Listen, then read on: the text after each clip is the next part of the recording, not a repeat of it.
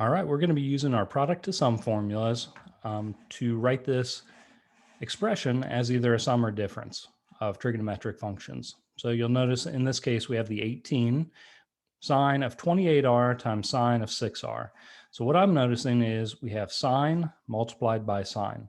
That's pointing me towards this bottom left formula where we have sine multiplied by sine. So to get going on this, I'm going to identify 28r as my alpha and 6r is my beta.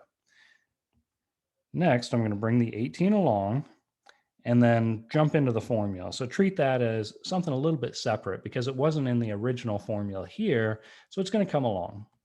Next, what we can do to get going on that formula on the right-hand side is we'll say 1/2, big set of brackets, cosine of alpha, 28r in our case, minus 6r, minus cosine of alpha, 28r, plus beta, 6r.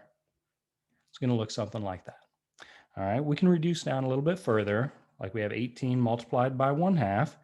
That's going to simplify down to be 9, multiplied by a big set of brackets, cosine of 28r minus 6r, just combining like terms there, is going to be 22r's, minus cosine of 28r's plus 6r's is going to be 34r's.